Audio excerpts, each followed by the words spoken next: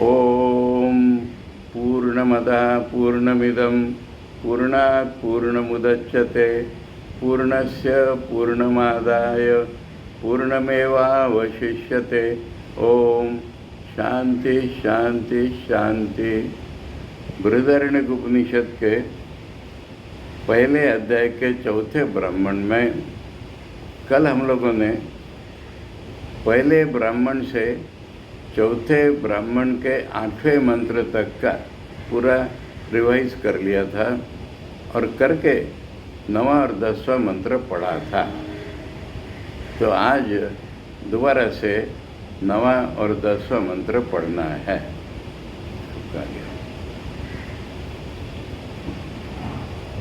पढ़ता हूँ 9वां मंत्र।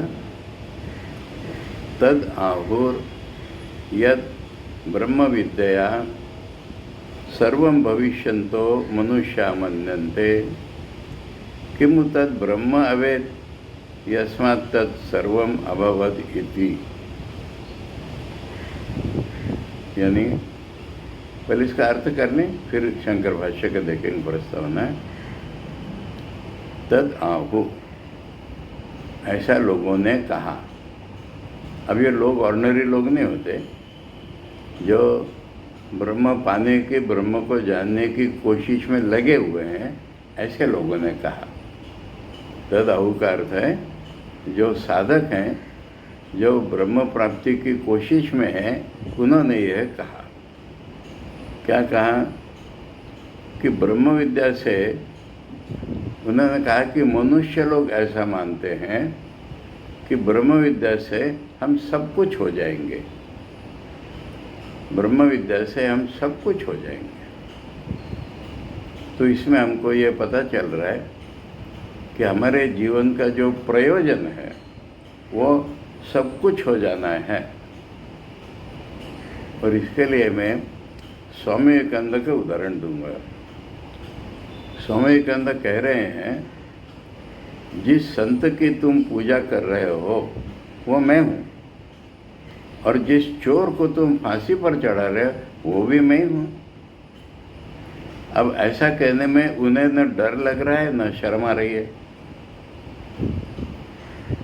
तो इसलिए कभी मन में शंका होती है कि मैं सब कुछ हो जाऊंगा तो मरूंगा कटूंगा, लोग क्या क्या करेंगे।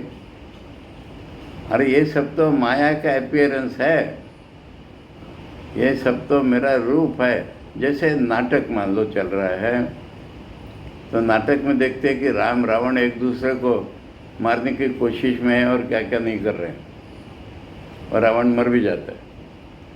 उसके बाद जब ग्रीन रूम के पीछे देखते हैं तो वो दोनों एक दूसरे के गले में हाथ डाल के कह रहे, वाह कितनी बड़ी एक्टिंग हो गई। तो ये पूरा जीवन जो है ये ब्रह्म की लीला है, ये अपीयरेंस है। हम लोग कल देख रहे थे कि नाम और रूप से ब्रह्म का प्रकटीकरण है, और रूप बदलते रहते हैं और नाम तो हमने दिए हुए हैं उनको। अब जैसे उदाहरण, बाहर का उदाहरण लेंगे, मिट्टी है, मिट्टी का एक ढेला था हमारे पास, हमने वो तोड़ करके उसका घड़ा बना दिया, घड़ा तोड़ करके उसका कप saucer बना दिया। तो घड़े को नुकसान हो रहा है, ऐसे तो डेले को भी नुकसान हुआ, डेले को टूटना पड़ा जब घड़ा बना। सोने की मूर्ति बनती है, फिर पिघला देते हैं, उसका बैंगल्स बन जाता है। तो जो रूप है उसमें नुकसान हो रहा है, और सोने को क्या हुआ, सोने का कुछ नहीं बिगड़ा, उसके रूप बदले। इसलिए सारा इसमें अंतर्भुक्त हो रहा है, तब समझ में आएगा। क्योंकि जीवंत उदाहरण हमने लिया स्वामी विवेकानंद का। बिना किसी डर के, बिना किसी शर्म के वो कह रहे हैं कि जिस चोर को तुम फांसी पर लटका रहे हो वो भी मैं हूँ। और वहाँ पर स्वामी जी ने ये भी कहा है कि ऐसा जिनका अनुभव हो जाता है वही इस दुनिया में रहने लायक हैं, बाकी तो सब दुख दर्द में मर रहे हैं। कितना भी अधिक से अधिक धनी हो, भोगी हो, वो दुखों में पिच करके मर रहा है। और ये जो ब्रह्मज्ञ है, फिर इससे ऊंचा उदाहरण लेंगे, श्री राम कृष्ण का उदाहरण ले लीजिए कि हमारी दृष्टि में वो कैंसर भोग रहे हैं। हमारी दृष्टि में कुछ लोग बाहर से अनपढ़ होते हैं, और वो जो वेदांती होते हैं ना, उनकी भाषा बड़ी अधिक डायरेक्ट होती है। तो बाहर से श्री राम कृष्ण कैंसर भोग रहे हैं, और उनके सारे शिष्य तन मन सब छोड़, घर वर सब छोड़ करके उनके सेवा में लगे हुए हैं, और साथ ही साथ साधना भी करे जा रहे हैं। और इस सब की व्यवस्था कर रहे हैं स्वामी विवेकानंद, नरेंद्र नाथ। अब ये नरेंद्र नाथ अपने 2 मित्रों को लेकर के, तारकनाथ जो बाद में महापुरुष नाम से प्रसिद्ध हुए, और काली चरण जो बाद में अभेदानंद नाम से प्रसिद्ध हुए, इन 2 को लेकर के एक का एक किसी को न बता करके, श्री रामकृष्ण को भी न बता करके बुद्ध गया चले गए। 8 दिन रह करके वापिस आए। इस संबंध में बहुत बाद में लाटू महाराज से किसी ने सवाल पूछा था, अद्भुतानंद जी से, कि कैसे गया नरेंद्र, ठाकुर का इतना कष्ट नहीं देख रहा है, और प्राण की बाजी लगा के सेवा नहीं कर रहा है, फिर वो चला कैसे गया ठाकुर को छोड़कर, और अच्छे अच्छे कर्मी 2 लोगों को साथ ले गया। तब लाटू महाराज ने जवाब दिया, नरेंद्र जानता था कि ठाकुर को कोई कष्ट नहीं है। ये लाटू महाराज का जवाब। नरेंद्र जानता था कि ठाकुर को कोई कष्ट नहीं है, इसलिए तो जा सका। तो इसलिए मेरे गुरुजी तो कैंसर का उल्लेख हम समय कैंसर लीला ऐसे कहते थे, ठाकुर की कैंसर लीला।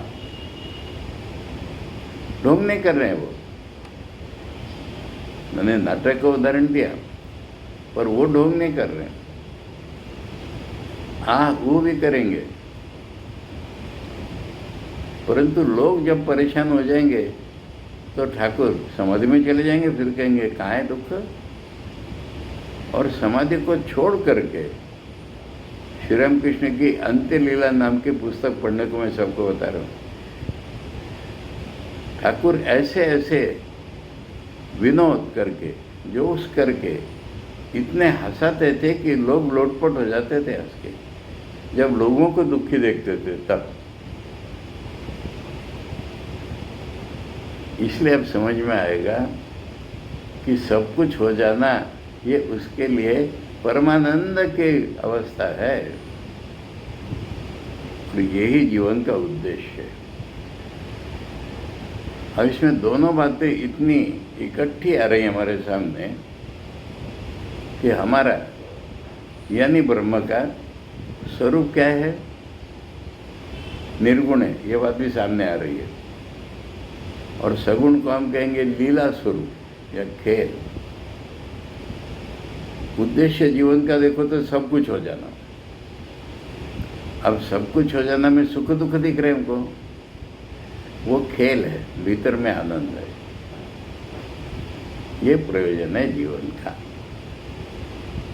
और इसलिए स्वामी कह रहे हैं कि ऐसे आदमी दुनिया में जीने लायक हैं। भक्ति शास्त्र में इसको अप्रतिकूल्य अवस्था कहा है। अप्रतिकूल्य माने दुनिया में उसके प्रतिकूल कोई है नहीं, उसको मारने की। यहाँ पर आएगा बृहदारण्यक में समझाएंगे अगले 10वें मंत्र में कि देवता भी उसको कुछ नहीं कर सकते, क्योंकि वो तो देवताओं की आत्मा बनने जा रहा है। तो इसलिए ये प्रयोजन हमारे जीवन का इस पंक्ति के द्वारा स्पष्ट किया। तद आहुर यद ब्रह्म विद्या सर्वं भविष्यन्तो मनुष्या मन्यन्ते। अब इसमें मनुष्य शब्द है, उसका अर्थ क्या है? माने शास्त्र का एक एक शब्द इतना अर्थपूर्ण, भावपूर्ण, आशयपूर्ण रहता है। खाली शब्द का अर्थ देखने से नहीं होता है। इसका तात्पर्य क्या है?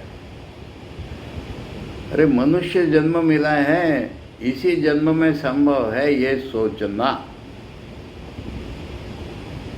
अब पुराणों में गप्पे बहुत रहती है, या तो पुराणों की गप्पे बोलो या अपवाद नाम से कहीं भी कुछ चल सकता है कि फिर वो गाय हो गया, फिर वो कुत्ता हो गया, ये अमुक हो गया, वो अमुक हो गया। परंतु अहम बोध मनुष्य में ही रहता है। वो चाहे तो कर्म करके, पुण्य संपादन करके पितृलोक जा सकता है। मनुष्य ही विद्या संपादन करके देवलोक जा सकता है। मनुष्य ही सगुण ब्रह्म विद्या पाकर के ब्रह्मलोक में जा सकता है। मनुष्य ही निर्गुण ब्रह्म, निर्गुण सगुण ब्रह्म की विद्या प्राप्त करके मुक्त हो सकता है। ये अधिकार और किसी का नहीं है, देवताओं का भी नहीं है। देवताओं को मनुष्य होकर के आना पड़ता है इसको पाने के लिए। इसलिए ये ऋषिकेश में मैंने सुना ऑर्थोडॉक्स लोगों का, शास्त्र कैसे सिखाते हैं, पद पदार्थ वाक्यार्थ।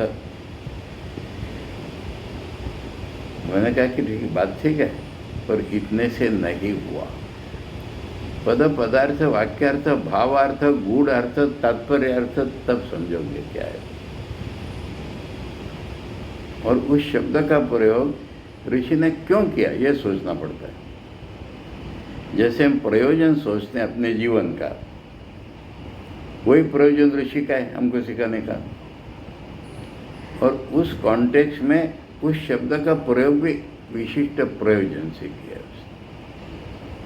इसलिए उसने जब कहा कि मनुष्य मन्यन्ते, तो इसका यह अर्थ है कि मनुष्य जीवन इतना दुर्लभ है कि चांस मिला है तो अभी कर लो, ये है इसका अर्थ।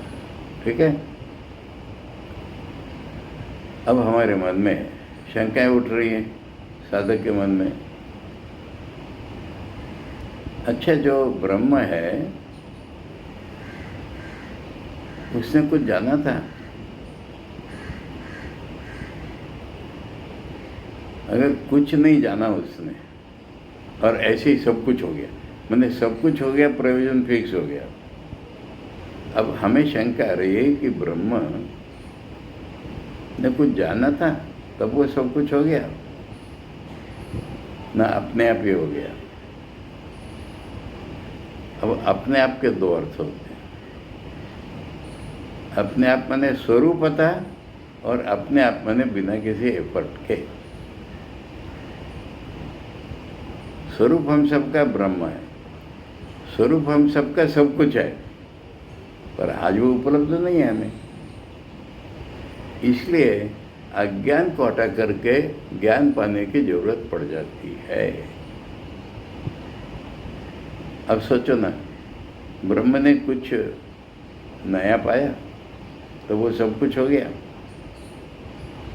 अपने आप अगर सब कुछ हो गया होगा, गलत सोचो, तो हम भी अपने आप सब कुछ हो जाएंगे, कुछ नहीं करना पड़ेगा। और ब्रह्म ने बाहर की कोई चीज़ जान करके अगर सब कुछ हो गया होगा, तो फिर तो ब्रह्म अलग है, सब कुछ अलग है, बाहर है, ऐसा हो जाएगा। फिर ब्रह्म सब कुछ नहीं रहेगा। ये डिफिकल्टी हमारे मन में आई, और इसलिए हमने पूछा, वहीं पर ऋषियों ने ही सवाल खड़ा किया कि ब्रह्म ने क्या जाना था कि वो सब कुछ हो गया। ब्रह्म विद्या से, जानने से हम सब कुछ हो जाएंगे, यानी ब्रह्म सब कुछ है। नहीं तो हम ए को जानने से बी कैसे हो जाएंगे। तो ब्रह्म को जानने से सब कुछ हो जाएंगे, इसका अर्थ ब्रह्म ही सब कुछ है। अब ब्रह्म जो सब कुछ है उसका स्वरूप है वो। अब उसने कुछ जाना सब कुछ होने के लिए, उसने कुछ नहीं जाना तो हम भी अपने आप जान लेंगे, और उसने कुछ जाना तो बाहर की चीज हो जाएगी। तो जवाब आएगा 10वें मंत्र में, इसलिए खोद खोद करके खूंटी पक्की की जाती है। ये प्रश्न ऋषि लोग खुद ही उठा रहे हैं हमारे मन में। 10वें में उसका जवाब आएगा, अरे उसने खुद को ही जाना। माने यहाँ ब्रह्म कौन है? वही हिरण्यगर्भ का कॉन्टेस्ट चल रहा है। पिछले जन्म में अच्छी साधना करके जो इस जन्म में हिरण्यगर्भ बना है, उसी को ब्रह्म बोला है। वो तो पूरे चतुर्थ अध्याय का कॉन्टेक्स्ट ही है। तो उस ब्रह्म ने कोई दूसरी चीज नहीं जानी, उस ब्रह्म ने कुछ नहीं जाना, ऐसा भी नहीं। उस ब्रह्म ने अपने को ही जाना। इसका अर्थ है कि अपने बारे में जो उसका गलत ज्ञान था उसको काटा। कुदरत है वो।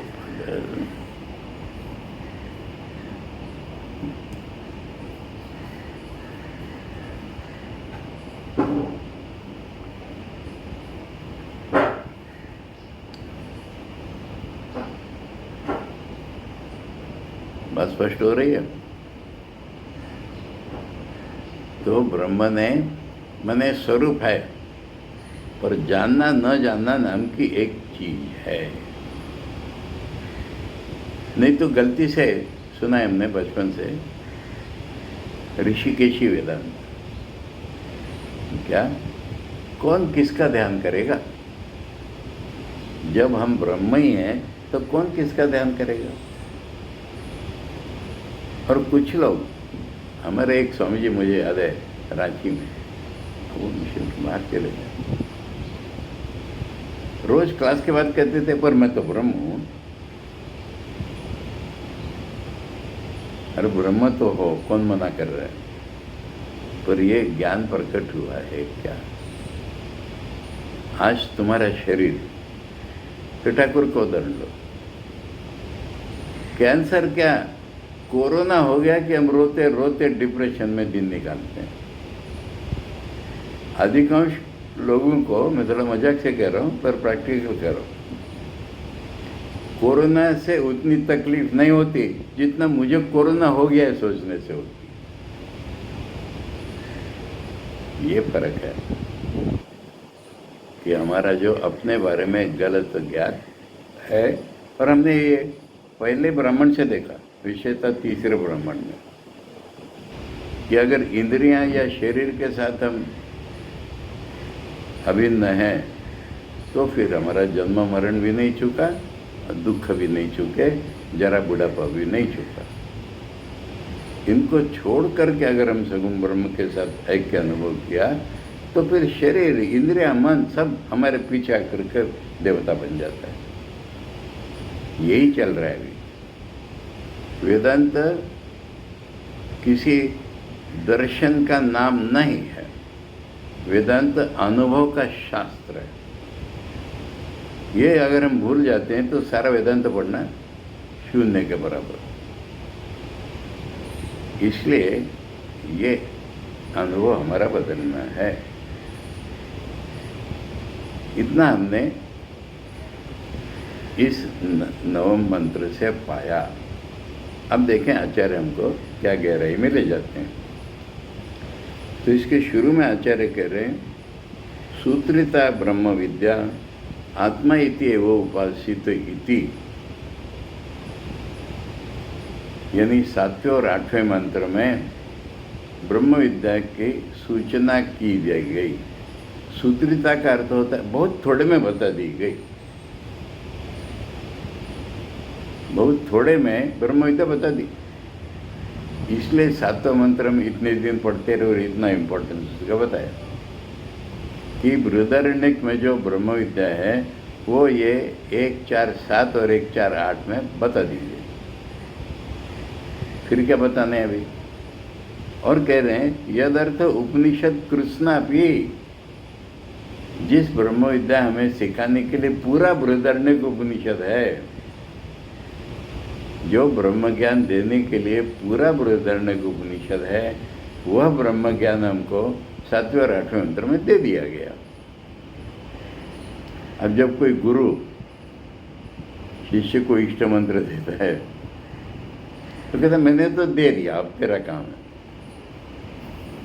अब यहाँ पर क्या है ऋषि का, तस्य एतस्य सूत्रस्य व्याचिख्यासु, उसी सूत्र की अब विशद व्याख्या करना है। व्याचिख्यासु माने व्याख्या करने की इच्छा से, उसी सूत्र से जो 7वें और 8वें सूत्र में ब्रह्म ज्ञान दे दिया गया, उसी सूत्र की विशद व्याख्या करना है, तब ग्रहण होगा। और ये शंकर भाष्य में या शंकराचार्य बताएंगे श्रुति में यही पद्धति है, सूत्र भाष्य पद्धति। एक वाक्य में बता दिया और फिर उसको समझाते रहे, उसको ग्रहण कराते रहे, तो उसकी व्याख्या करने की इच्छा से प्रयोजन अभित्सयो, व्याख्या शुरू करनी है? अब कहाँ से शुरू करेंगे? प्रयोजन बता देंगे। मैंने फिर वही सवाल आया कि किसी भी चीज़ की व्याख्या करते में अनुबंध चतुष्टय बताना पड़ता है पहले। तो व्याख्या करनी है सूत्र की, शुरू करेंगे प्रयोजन बता करके। अब हमारा तो हिंदी में ही प्रवचन चल रहा है।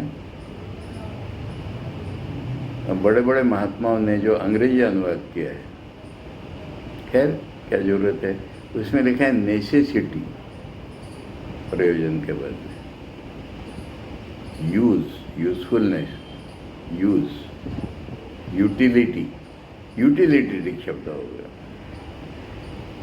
अरे ब्रह्म ज्ञान से क्या होगा हमको, वो बता रहे प्रयोजन। प्रयोजनम अभित्सयो, यानी प्रयोजन ही पहले हमारे सामने रखना है।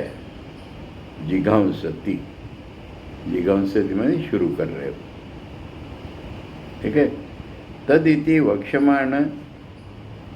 वक्षमाणम अनंतर वाक्य अवद्योत्सम वस्तु आहु। तद माने अगले वाक्य में जो बताना है ना, उसको रिफर करके तद बोल दिया।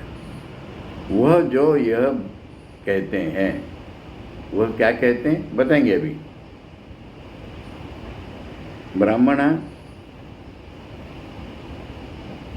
ब्रह्म विविदिशवो, अब आचार्य ने शब्द डाल दिया ब्राह्मणा। अब इसका अर्थ जाति ब्राह्मण बिल्कुल नहीं है, आचार्य खुद ही स्पष्ट कर रहे। ब्राह्मण किसका अर्थ है बताए? शब्दों की उत्पत्ति से।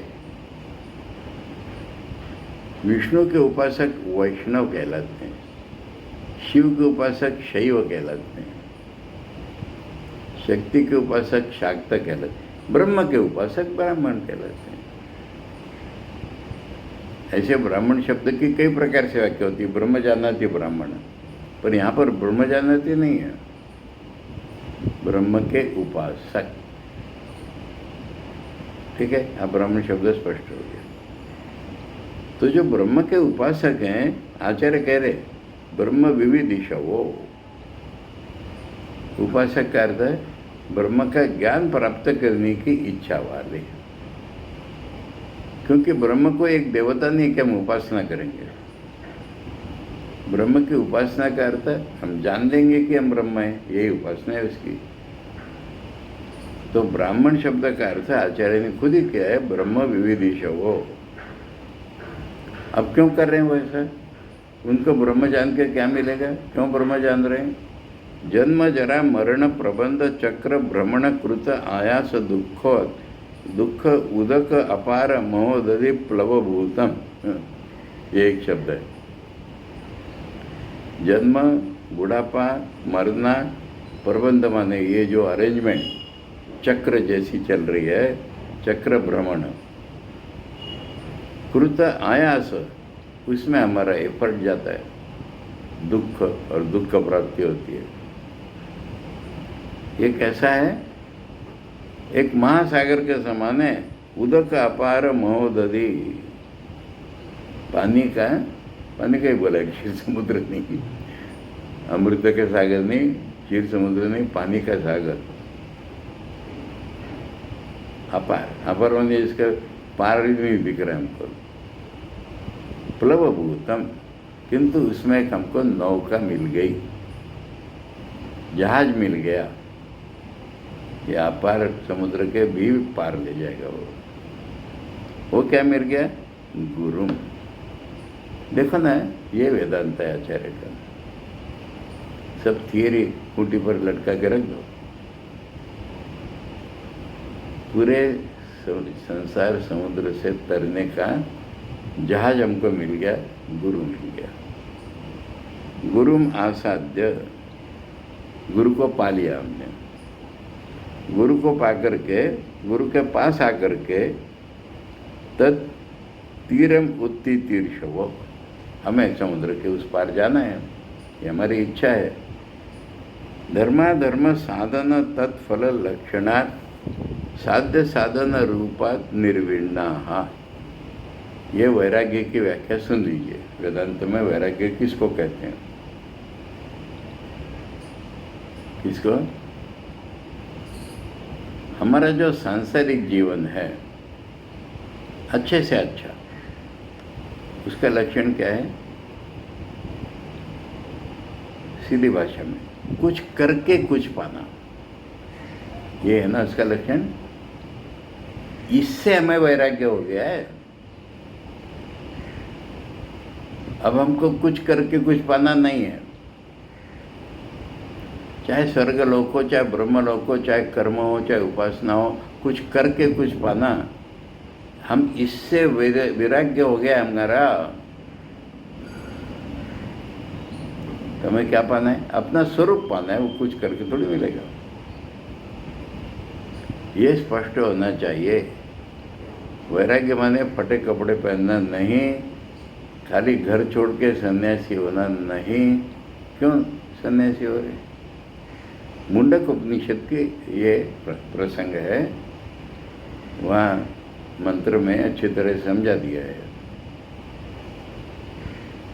याद है? परीक्ष लोकान कर्मचितान ब्राह्मणो निर्वेदमायात नास्ति अकृता कृतेन किम स्यात् तद विज्ञानार्थम स गुरुमेवाभिगच्छेत्। कि इस पूरे लोक में, ब्रह्मलोक से नीचे से ऊपर तक, ऐसी कोई भी चीज़ नहीं है कि जो करके नहीं पाई जाती। पर ऐसी चीज़ से मुझे क्या करना? क्योंकि करूँगा तो लिमिटेड साधना है मेरी, और उसका फल लिमिटेड ही होगा, फाइनाइट ही होगा, ससी में होगा, टेम्पररी होगा। मुझे ये चीज़ नहीं चाहिए। फिर वहाँ भाष्य में आचार्य ने कहा है, अहम तो नित्य न ध्रुवे न प्रार्थी। मुझे तो ऐसी चीज़ चाहिए जो कभी बदलेगी नहीं, मुझे तो ऐसी चीज़ चाहिए जो मेरा स्वरूप हो। उसको जानने के लिए गुरु के पास ही जाए। वही सारा यहाँ पर उन्होंने सूत्रित किया। वहाँ पर आचार्य ने कहा है, शास्त्रज्ञोपि ब्रह्म स्वातंत्रेण ब्रह्मान्वेषणम न कुर्यात्। तुम शास्त्र के पंडित हो जाओगे, पर ब्रह्म प्राप्ति की इच्छा स्वतंत्रता से मत करो भाई, गुरु के पास जाओ। वो सारा यहाँ पर सूत्रित है। धर्मा यानी पुण्य करते हैं, फिर गलती से, स्वभाव से पापी कर जाते हैं। यह हमारा साधन होता है। उसका फल क्या लक्षण है? संसार। हमारे हाथ से जो धर्म होता है, उसका फल लक्षण है संसार। साध्य साधन रूपात, ये संसार का रूप है। हम जो पुण्य पाप करते हैं, इसका फल संसार होता है। संसार का अपना स्वरूप है साध्य साधन। इससे निर्विण्णा, इससे वैराग्य हो गया हमको। तद विलक्षण नित्य निरतिशय श्रेय प्रवृत्ति विवित्सवा। अब ये विलक्षण शब्द मालूम है ना? भिन्न नहीं। अगर किसी से अलग कोई चीज़, तो अद्वैत खत्म हो गया। उसके लक्षण अलग है। अरे ब्रह्म ही तो दुनिया है, पर दुनिया के लक्षण अलग है, ब्रह्म के लक्षण अलग है। तो इसलिए तद विलक्षण, उसे विपरीत लक्षणों वाला। दुनिया के बाहर नहीं जाना है हमको, पर नित्य निरतिशय श्रेय प्रतिपित्सवा। श्रेय माने मोक्ष, अंतिम कल्याण। वो कैसा होना चाहिए? नित्य, न बदलने वाला। निरतिशय माने इसके ऊपर और कुछ नहीं रह गया। संस्कृत में negative becomes more powerful than superlative. ये सबसे अच्छा है, शायद कोई इससे अच्छा निकला है, इसलिए कहते इससे अच्छा और कोई नहीं। ये वर्णन होता है। निरतिशय श्रेय प्रतिपित्सवा, यानी पाने के इच्छुक। ये साधक का लक्षण हो गया। मैंने प्रयोजन बता रहे हैं, कह रहे हैं, पर सारे अनुबंध चतुष्ट यहाँ स्पष्ट कर रहे हैं। और संबंध क्या है? गुरु के पास जाओ। किम आहुरीत्याह, मैंने तद आहु, तद की व्याख्या की आचार्य ने अब तक। आहु कहा, क्या कहा? यद ब्रह्म विद्या। अब ब्रह्म विद्या शब्द का अर्थ ब्रह्म परमात्मा। ब्रह्म माने सबकी आत्मा। देखो परमात्मा शब्द जो है वो, इसको जीवात्मा परमात्मा ऐसा भेद करने के लिए नहीं होता है। शरीर को भी हम आत्मा ही समझते हैं, इंद्रियों को आत्मा समझते हैं, मन को आत्मा समझते हैं। तो रियल आत्मा जो है उसको परमात्मा कहते हैं। तो ब्रह्म ही परमात्मा है। जानबूझ करके आचार्य ने शब्द डाले, वही सब कुछ हो जाएंगे ना। तो ब्रह्म ही तो हमारी असलियत है। ब्रह्म परमात्मा तद यया वेद्यते सा ब्रह्म विद्या। वो जिससे जाना जाए उसका नाम ब्रह्म विद्या है। ये सारा मुंडक का रिफ्लेक्शन दिख रहा है मुझे। पराचा अपराच में ये दिया, परायया तद वस्तु उपलब्धते। तया ब्रह्म विद्या सर्वम निरवशेषम। सर्वम शब्द की व्याख्या निरवशेषम, विदाउट एनी रिमाइंडर। कुछ बाकी नहीं रहेगा। स्वामी जी को उदाहरण दिया, फांसी पर चढ़ा रहे उसको, कुछ बाकी नहीं रहेगा। चींटी भी मैं, चलते चलते पैरों से कुचला जा रहा है जीव, वो भी मैं। और जिसकी तुम महान पूजा कर रहे अवतार, वो भी मैं। कुछ भी बाकी नहीं, एनिमेट इनएनिमेट कुछ भी बाकी नहीं। ऐसा सब कुछ हो जाऊंगा। सर्वम निरवशेषम भविष्यंतो, भविष्यंतो माने भविष्याम इति एवं मनुष्य यन्मन्यन्ते। ऐसा मनुष्य लोग जो मानते हैं। अब मनुष्य क्यों लिया है? मनुष्य ग्रहणम विशेषतो अधिकार ज्ञापनार्थम। अधिकार माने, अधिकार शब्द का क्या अर्थ है?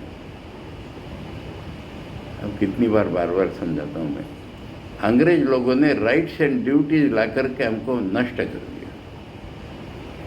हमारे देश में ये कर्तव्य करने का मेरा अधिकार अलग नहीं होते थे। अधिकार माने जो हम कर सकते हैं और जो हम पा सकते हैं, इसका नाम अधिकार है। तो मनुष्यों का अधिकार है, ब्रह्म को पा सकते हैं। अधिकार ज्ञापनार्थम, विशेष अधिकार आदमी का ही है, इसलिए मनुष्य शब्द डाला है। हर शब्द का प्रयोजन है ना। मनुष्य एवं ही विशेषतो अभ्युदय निश्रेय साधन है अधिकृता अभिप्राय। दोनों प्रकार के।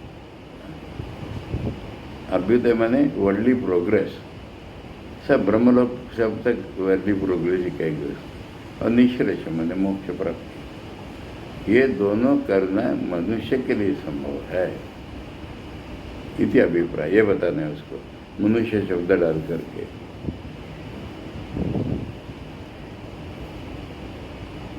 अब शब्द आता है मन्यन्ते।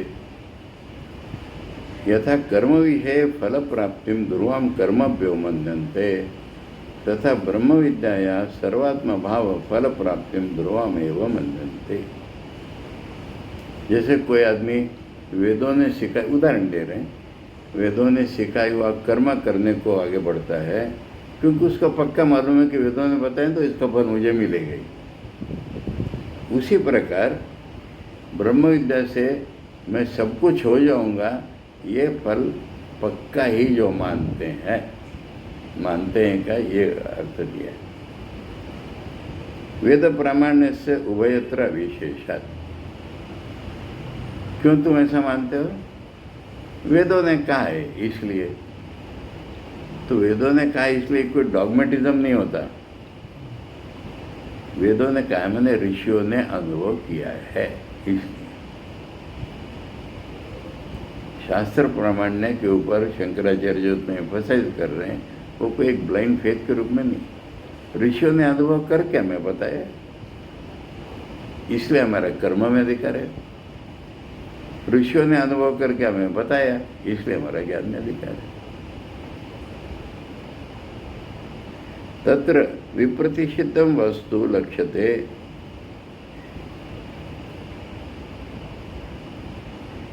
बोले तो उल्टा मालूम है हमको। क्या ब्रह्म को जानेंगे सब कुछ हो जाएंगे? इसका क्या कनेक्शन है? साधारण बुद्धि में हमको ये लग रहा है कि ब्रह्म को जान सब कुछ हो जाएंगे। ये तो उल्टी बात कर रहे हो।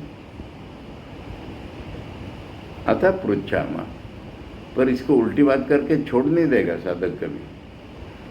देखो सूक्ष्म सूक्ष्म बातें हर एक इसमें। अब साधक लो दो चार और उनका गुरु लो। गुरु की बात समझ में नहीं आई, साधक लोग प्रकट भी नहीं करेंगे, फिर हमें नीचा दिखना पड़ेगा।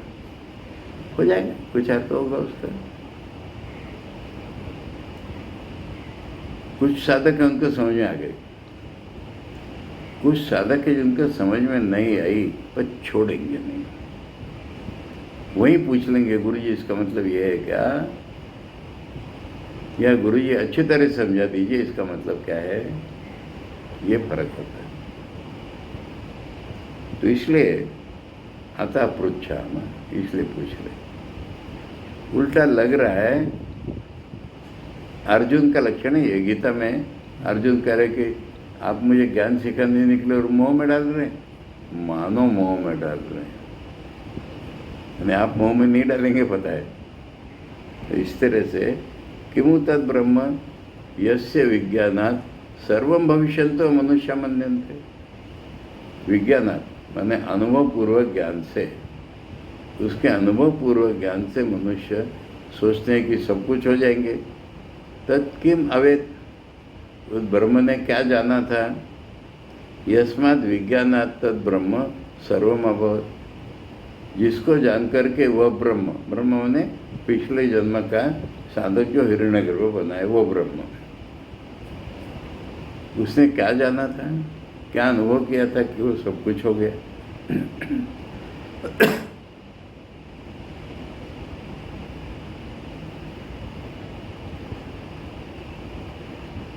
ब्रह्म च सर्वम इति श्रूयते, माने सोच चल रही उसकी, ये भीतर की सोच साधक की कि ब्रह्म तो सब कुछ हमने सुना हुआ है,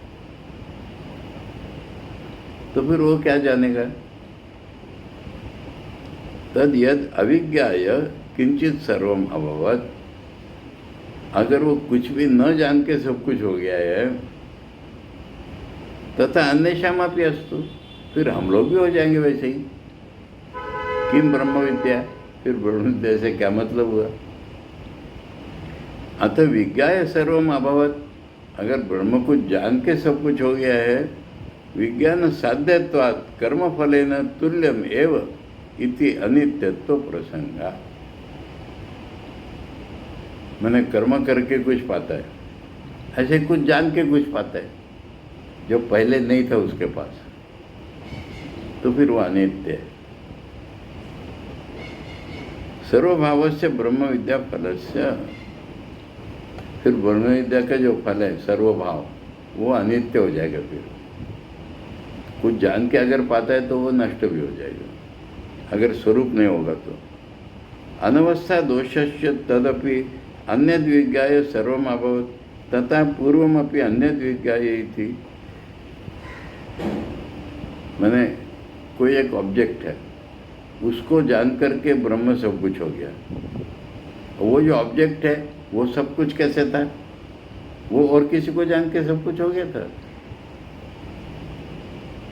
अब वो सब कुछ हो गया था तो वो किसी को जान, ये तो एंडलेस इन्फिनिटी रिग्रेस हो जाएगी।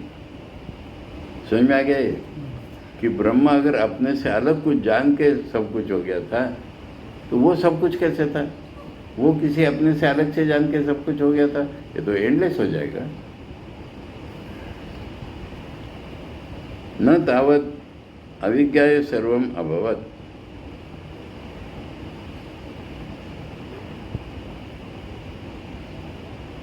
क्योंकि बिना जाने नहीं हुआ है सर्वज्ञ।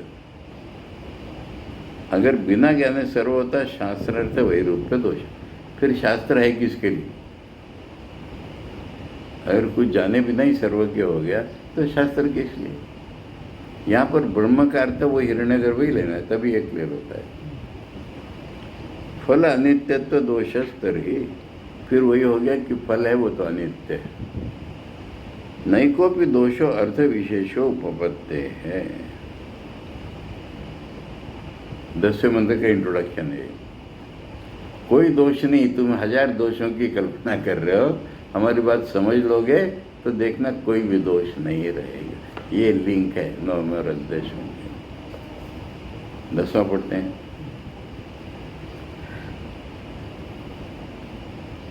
ब्रह्म वा इदम अग्रे आसीत्, you can repeat ब्रह्म वा इदमग्रे आसीत् तद आत्मानम् एव अवेत् तद आत्मानम् एव अवेत् अहं ब्रह्मास्मि इति। अहं ब्रह्मास्मि इति। तस्मात् तत् सर्वम् अभवत् तस्मात् तत् सर्वम् अभवत् तद यो यो देवानां प्रत्यबुध्यत तद यो यो देवानां प्रत्यबुध्यत स एव तद अभवत् स एव तद अभवत् तथा ऋषीणां तथा ऋषीणां तथा मनुष्याणां तथा मनुष्याणां तद एतत् पश्यन् तद एतत् पश्यन् ऋषिर्वामदेवा प्रतिपेदे ऋषिर्वामदेव प्रतिपदे अहं मनुरभवम् अहं मनुरभवम् सूर्यश्चैति सूर्यश्चैति तद इदमपि तद् इदमपि एतर्हि य एवं वेद एतर्हि एवं वेद अहं ब्रह्मास्मि इति अहं ब्रह्मास्मि इति स इदं सर्वं भवति। स इदं सर्वं भवति। ये एक सेंटेंस खत्म। तस्य न देवाश्च तस्य न देवाश्च न भूत्या ईशते न भूत्या ईशते आत्मा ही येषां स भवति। आत्मा ही येषां स भवति।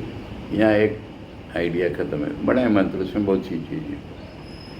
अथ यो अन्यां देवताम् उपासते अथ यो अन्यां देवताम् उपासते अन्यो असौ अन्यो अहम् अस्मि इति अन्यो असो अन्यो अहम् अस्मि इति न स वेद न स वेद यथा पशुरेवं स देवानां यथा पशुरेवं स देवानां यथा वै बहवः पशवो यथा वै बहवः पशवो मनुष्यं भुञ्जुः मनुष्यं भुञ्जुः एवं एकैकः पुरुषो एवं एकैकः पुरुषो देवान् भुनक्ति देवान् भुनक्ति एकस्मिन् एव पशौ एकस्मिन् एव पशो आदीयमाने अप्रियं भवति आदीयमाने अप्रियं भवति किमु बहुषु किमु बहुषु तस्मात् येषां तन्न प्रियं तस्मात् येषां तन्न प्रियं यदेतद् मनुष्या विद्युः। यदेतत् मनुष्य बहुत लंबा छोटा मंत्र है, छोटा छोटा लेके अर्थ करना है इसका।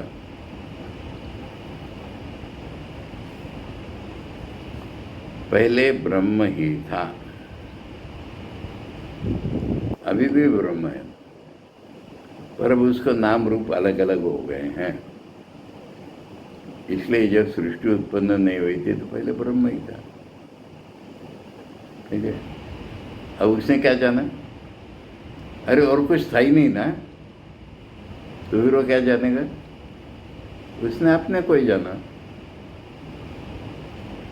अब अगर वो हिरण्यगर्भ है तो उसमें अज्ञान था, अब उसने अपने को जान लिया।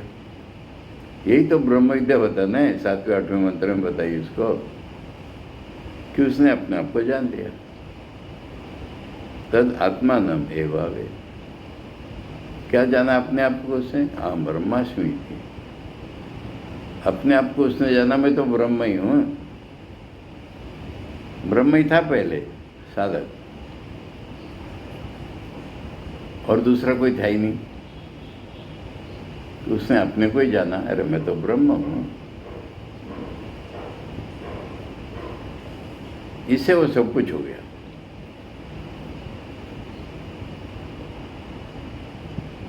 अब ये एक इटर्नल लॉ है, कोई एक विशिष्ट व्यक्ति ने जान लिया ऐसा नहीं। तद यो यो देवानाम प्रत्यबुद्धतो, देवताओं में से जिसने भी ऐसा जाना, स एव तद अभवत्, वो वैसे हो गया। ऋषि हम जिनको कहते हैं वो भी, जिस ऋषि ने जाना वो वैसा हो गया। इसी तरह से मनुष्यों ने ऋषि को एक अलग जाति नहीं, लोग जान लिया उन्होंने, तो जो मनुष्य है वो भी ऐसे ही जान लेंगे तो वो भी हो जाते हैं। अब देखो, पर्टिकुलर और जनरल दोनों का इम्पोर्टेंस रहता है। जब हम पर्टिकुलर कहते हैं ठाकुर ने ऐसे जाना, माँ ने से, तो उनमें वो स्पेशल कैटेगरी, हम कैसे जानेंगे। और सब कुछ जानते हैं, ये भेद हो जाता है। इसलिए सब कुछ जानते बता करके उदाहरण देने पड़ते हैं। तो इसलिए पेटेंट उदाहरण इन लोगों का वामदेव, ये एक ऋषि हो गए, तैत्तिरीयोपनिषद में इनका उल्लेख है।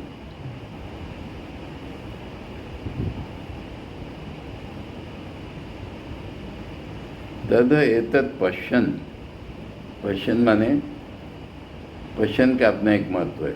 पश्यन् इज प्रेजेंट पार्टिसिपल संस्कृत में, मैंने उसने देखा था, अब ऐसा हो गया नहीं, देखते देखते ऐसा हो गया, वो देख रहा है। ठाकुर को समझ नहीं, जब कुछ आपने भगवान को देखा है क्या? ठाकुर ने कहा मैं देखता हूँ। तो पश्यन् ऋषि वामदेवा प्रतिपेद, उसने कहा, प्रतिपादन किया, मैं ही मनु हुआ था, मैं ही सूर्य हुआ था। अब इसमें स्वामी जी ने जोड़ा फांसी पर चढ़ा है, इसने बड़े बड़े लोगों का नाम लिया है। मनु पहला मानव, वो भी मैं था, और देवताओं में जो सूर्य है वो भी मैं था। ऐसा उसने पर्सनली कहा है।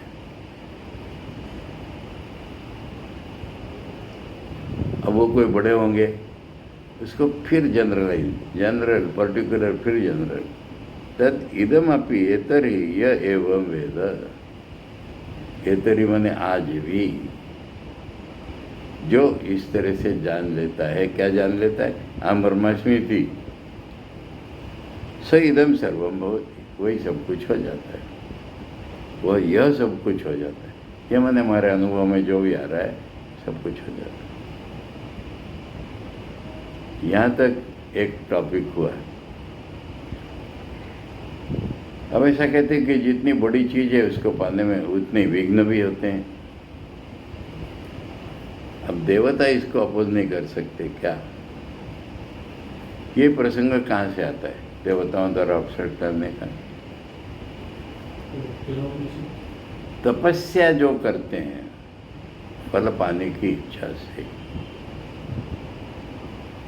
विश्वामित्र ने तपस्या की, इंद्र ने मेनका भेज दी, रंभा उर्वशी कोई भेज देते हैं। क्यों? ये अगर तपस्या करेगा तो इंद्र पदवी पालेगा, मेरा राज्य चला जाएगा। इसलिए ये प्रसंग आता है। देवताओं के द्वारा विघ्न करने का प्रसंग ये आता है। अब हम लोग कहते ऋषि मुनि तपस्वी, एक चीज नहीं है। तपस्या तो सबसे ज्यादा रावण कुंभकर्ण करते हैं, हम लोग नहीं कर पाएंगे कभी। इनको कुछ पाने क्या होता है? तो जो कुछ पाने की इच्छा से तपस्या करते तो देवता जरूर विघ्न करेंगे, क्योंकि तपस्या करके मुझे ही मात करेगा, भस्मासुर हो जाएगा। पर इसके लिए वो लागू नहीं है।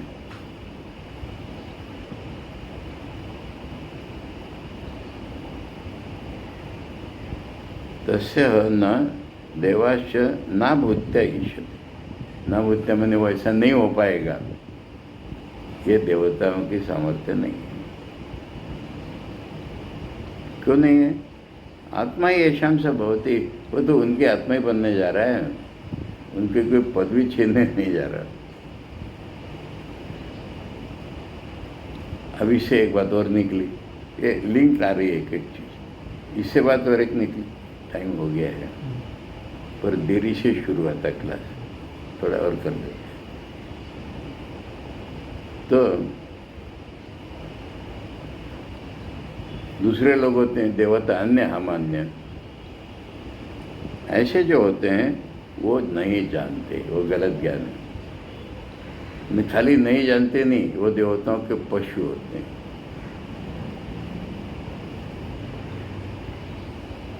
जैसे एक मनुष्य के पास बहुत सारे पशु होते हैं, ऐसे एक एक मनुष्य देवताओं का पशु होता है।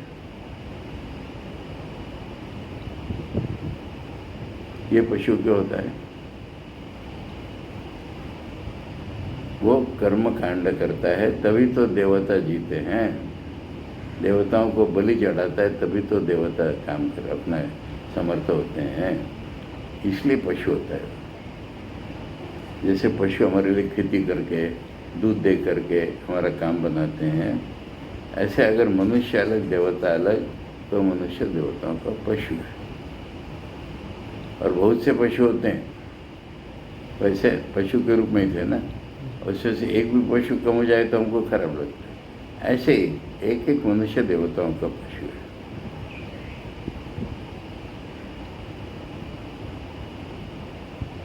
एक पशु भी चला गया तो अप्रियम होती, क्यों बहुशु, और बहुत सारे मनुष्य अगर ब्रह्म के हो गए, हमारे इतने पशु निकल जाएंगे। तस्मात् एषां तन्न प्रियम यदेतद् मनुष्य विदु। यानी कहा था कि देवता विघ्न नहीं कर सकते, पर देवता विघ्न करने की कोशिश करते हैं, क्योंकि अगर मनुष्य जान लिया ना तो मेरी बात नहीं मानेगा। इसका एक मजाक का लक्षण बताऊं। देखो, रामकृष्ण मिशन में ट्रेनिंग सेंटर पहले नहीं था, 1956 ऐसे शुरू हुआ, कभी 54। अब हम लोग जब ट्रेनिंग में थे, मैंने काफ़ी साल के बाद भी, तो एक बात सुनने में आती थी कि महंत कहता है वो ट्रेनिंग सेंटर से आया, अब मेरा काम नहीं करता।